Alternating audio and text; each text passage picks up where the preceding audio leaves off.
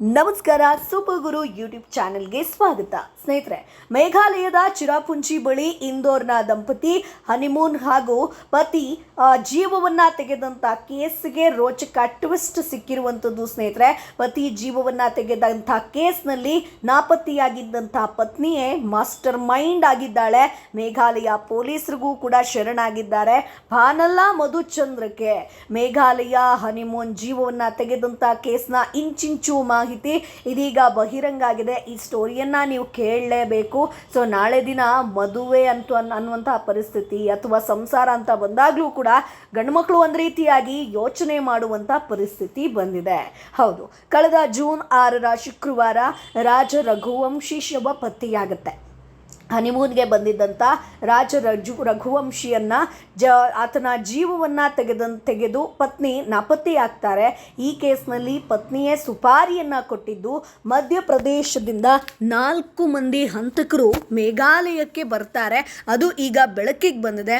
ಮದುವೆಯಾದ ಒಂದೇ ವಾರದಲ್ಲಿ ಹನಿಮೂನ್ಗಂತ ಹೋದಂಥ ರಾಜ ರಘುವಂಶಿ ದುರಂತ ಅಂತ್ಯ ಆಗಿದೆ. ಪೊಲೀಸರು 4 ಹಂತಕರ ಪೈಕಿ ಇದೀಗ 3 ಬಂಧಿಸಿದ್ದಾರೆ.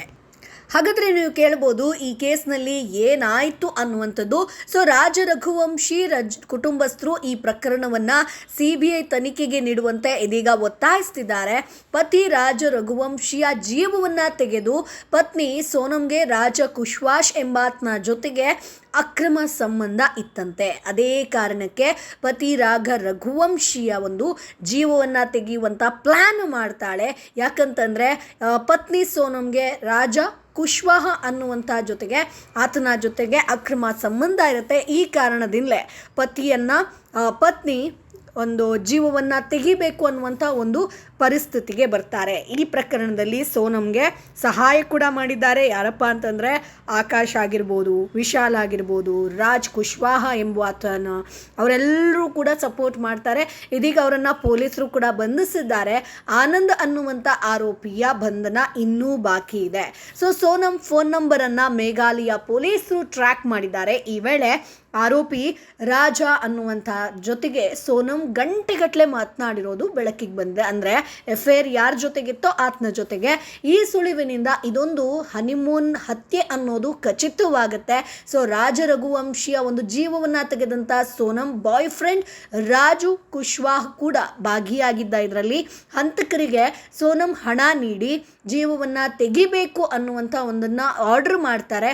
ಅದು ಬೆಳಕಿಗೆ ಬರುತ್ತೆ. ಸೊ ಮೇಘಾಲಯ ಪೊಲೀಸರು ಕೊಟ್ಟಂಥ ಮಾಹಿತಿ ಆಧಾರದ ಮೇಲೆ ಮಧ್ಯಪ್ರದೇಶದ ಪೊಲೀಸರು ಇದೀಗ 3 ಬಂಧಿಸಿದ್ದಾರೆ.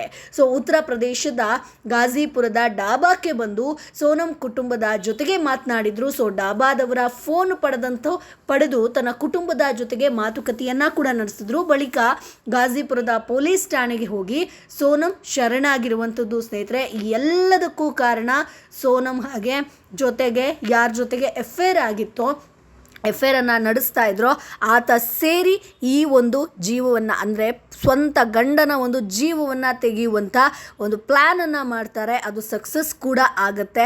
ಸೊ ಎಲ್ರಿಗೂ ಕೂಡ ಒಂದು ರೀತಿಯಾಗಿ ಬೆಚ್ಚಿ ಬೀಳಿಸುವಂಥ ಘಟನೆ ಅಂತಾನೆ ಹೇಳ್ಬೋದು.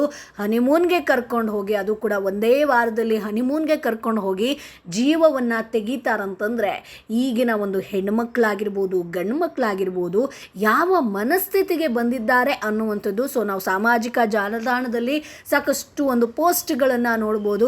ಪರಿಸ್ಥಿತಿ ಯಾವ ಮಟ್ಟಿಗಿದೆ. ಸೊ ನಾಳೆ ಗಂಡು ಮಕ್ಕಳಾಗಿರ್ಬೋದು, ಹೆಣ್ಣು ಮಕ್ಕಳಾಗಿರ್ಬೋದು, ಮದುವೆ ಅನ್ನುವಂಥ ವಿಚಾರ ಬಂದಾಗ ಯೋಚಿಸ್ಬೇಕಾ, ಅಥವಾ ನಾಳೆ ನಮ್ಮ ಜೀವ ಉಳಿಯುತ್ತಾ, ಅಥವಾ ನಾವು ಮದುವೆ ಆದಮೇಲೆ ಸಾಯ್ತೀವ ಅನ್ನುವಂಥ ಒಂದಷ್ಟು ಪ್ರಶ್ನೆಗಳನ್ನು ಮಾಡ್ಕೊಳ್ಬೇಕಾದಂಥ ಪರಿಸ್ಥಿತಿ ಬರುತ್ತೆ. ಸೊ ಇದಕ್ಕೆಲ್ಲ ಕಾರಣ ಏನಿರಬಹುದು? ಸೊ ಇತ್ತೀಚೆಗೆ ಮದುವೆ ಆದರೂ ಕೂಡ ಅಫೇರನ್ನು ಇಟ್ಕೊಳ್ಳೋದಾಗಿರ್ಬೋದು, ಅಥವಾ ಮದುವೆಗೂ ಮುಂಚೆ ಒಂದು ಲವರ್ಸ್ ಆಗಿರ್ಬೋದು, ಇವೆಲ್ಲದರ ಬಗ್ಗೆ ನಿಮ್ಮ ಅಭಿಪ್ರಾಯ ಏನು? ಈಗಿನ ಪೀಳಿಗೆಯವರಾಗಿರ್ಬೋದು, ಈಗಿನ ಸಿಚುವೇಶನ್ ಯಾವ ಮಟ್ಟದಲ್ಲಿದೆ? ನಿಮ್ಮ ಅಭಿಪ್ರಾಯವನ್ನು ಕಮೆಂಟ್ ಬಾಕ್ಸ್ ಮೂಲಕ ತಿಳಿಸಿ. ನಮ್ಮ ಚಾನಲನ್ನು ತಪ್ಪದೇ ಸಬ್ಸ್ಕ್ರೈಬ್ ಮಾಡಿ.